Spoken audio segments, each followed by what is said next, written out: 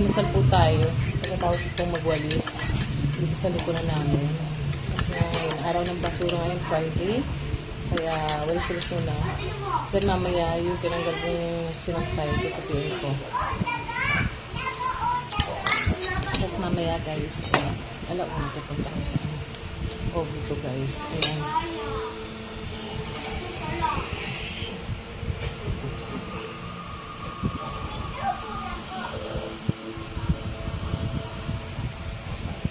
Ayan guys. Almusal tayo. Ang ulam ko guys ay yung tinola. Ulam namin ito kagabi. Ayan. Madami yung luto kaya hindi na ubos. Almusal namin, diba? Sayang naman. Tapos meron kami ulam na ano pa, yung tatapin guys. Ngayon nilinit ko lang. Nag-init lang ako ng pagkain. Almusal. Nilinit ko. Pintira ng sa Max na ni Jericho. Kasi na-arpila siya kagabi eh.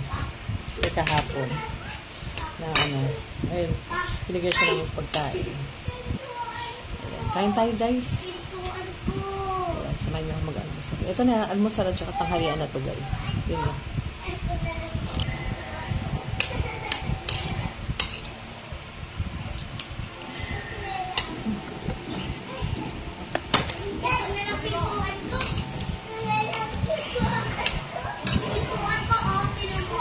Ako?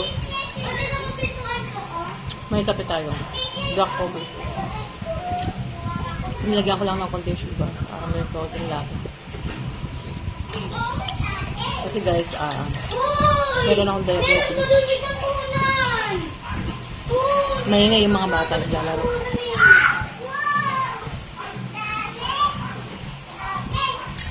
Ayan.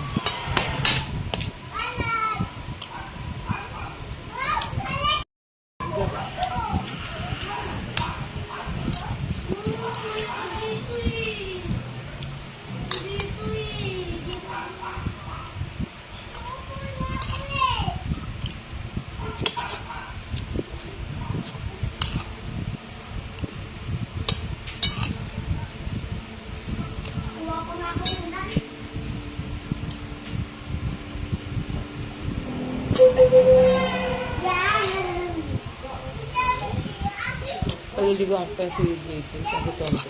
May pasok kasi dyan lang. Saan? Pampang.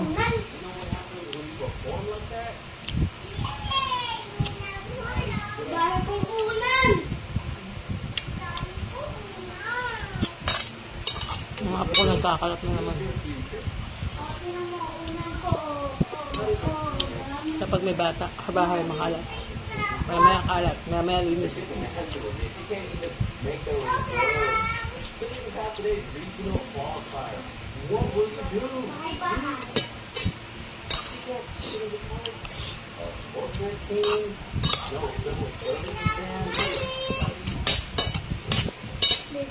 know how cold the field is? These top 100 kids get into but if the top 100 anywhere near the Olympics or the tries, why?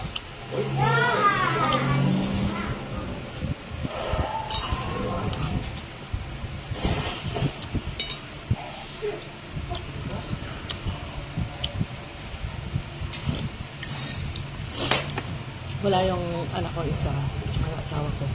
Si Jericho kasi guys, nag-train sa trabaho.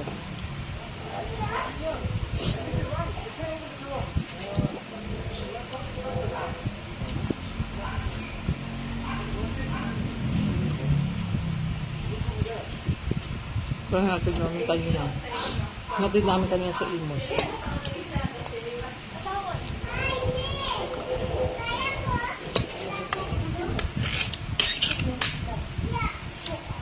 Tapos kahapon yung asawa ko nag-training. Dalawa sila.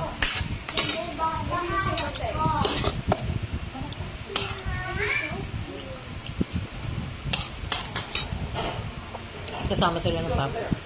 Sana. Yung asawa kong driver. Pero parehas naman silang driver. Yung anak ko, driver din yan. Ayun. Yung kapaluan, mas kasama sila mag-ama. Saka pa rin.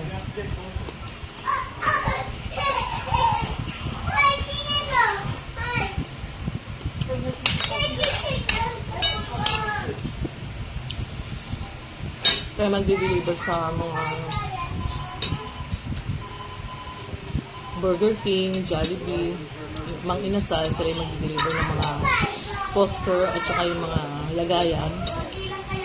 Ayun. Kamagaan lang.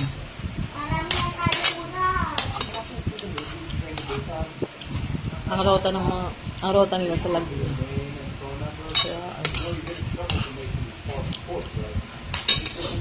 tapos per biyahe yun, guys. Okay na din. Kasi isa naman nakatanga lang din sa bahay. Kailangan lang magtrabaho.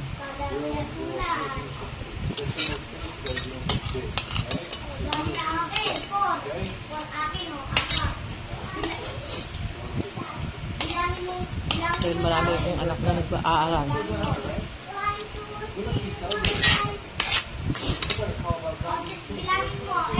Kaya hanggang lang talaga dito ko.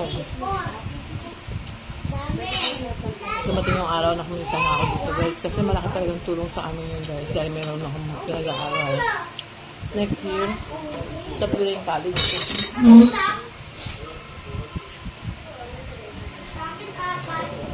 Ayan. Tumutulong naman, guys, yung aking yun. Siyempre, matatanda na rin sila. Kaya talagang nagsisikap ako, guys, na sana dumating yung oras na dumating yung araw na kaya na namin iyan yung mga anak namin. Kasi matatanda na yung bayanan ko. Tanda sila. Tapos siyempre. Ayan lang ba kaya mo?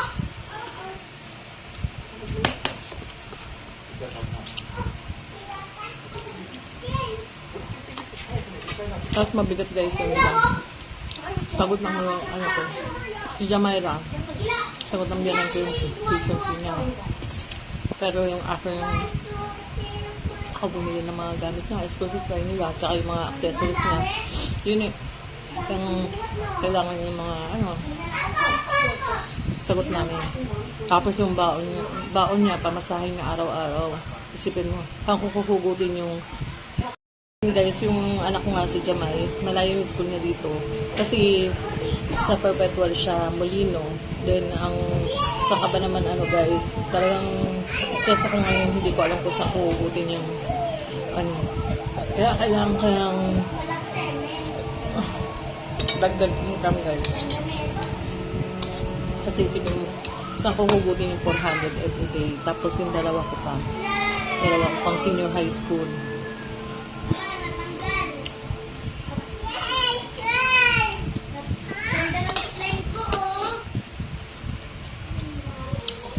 Ubusin ko na ako ito. Kaya pa napakahirap. Kasi may mga bayarin. Katulad ng ano, film showing, yung senior high school po, may bayaran silang gano'n. May mga extra bayaran. May mga project, yun po yung ano, katulad ng ngayon, kahapon, at saka nung ano, Monday, nagbayad yung aking anak ng ano, 270 para doon sa film showing nila. At tapos, bawat isa yun, guys, kaya dalawa sila magkano na, guys. Plus, kung baon pa yung 250 na nga lang, guys, yung baon nila yun. Tipid na talaga. Kaya, pag ano, nakasip ko, tipid na talaga yun, guys, kasi pamasahin nila. Tapos, magkano lang ang pangkain nila. Sabi ko, ano muna, tiis-tiis muna.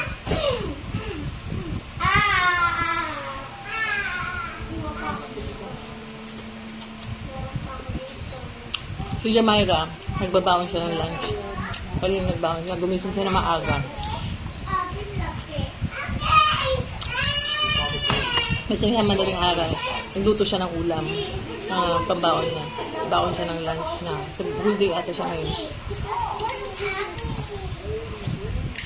Ayun, guys.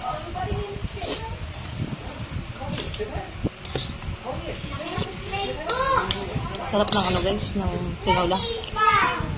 Sarap ng sabaw. Ayun, nagme-message yung aking asawa. Hindi ko muna nire-replyan kasi nga ito, guys, gumagawa ako ng nagbablog ako. Ayun. So, pinakain ko yung luya, guys. Healthy naman yung lola. Ayan.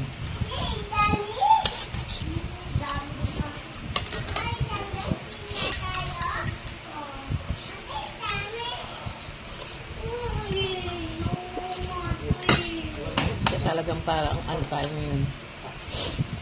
Wala kasi ng asawa ko. Pinarehistro ko yung motor kasi para may service yung anak ko pagpapasok. At may service sila pagpunta dun sa ano. Kasi training pa ng anak ko, 3 days. Paso na yung ano namin, yung motor namin ng July. Pero ano ngayon yung katapusan? Nung kahapon. Kaya, busin ko na to kasi walang kakain na nito.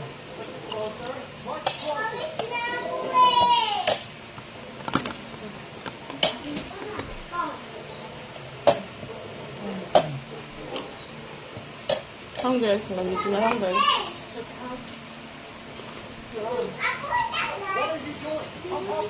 Kasi kanina hindi nga pwede yung motor i-biyahe kahit gabi. Gabi yun nga, diba? Hanatid namin ang alas 2 ng madaling araw. Dapat 1:40. Ang tagal ni Jericho mag-asikaso parang babae. Ayun, natid namin doon sa Imus. Hinintay na siya doon. Kasi pupunta pa sila sa doon, warehouse ng saan ba yun? Sa Mandaluyong. Ayun, ano? Ba yun? Ay, basta sa Manila. Hindi ko alam. Ayun. Doon sila pupunta. Kuha sila ng mga items, yung mga i-deliver nila dito sa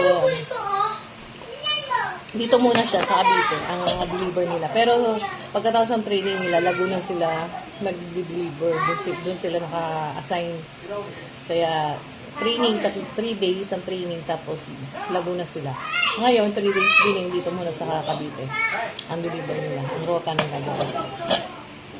Yan lang po guys. Thank you for watching. Yan po ang ganap ng aking buhay. Maraming salamat sa patuloy na pag-support sa akin. Bye-bye.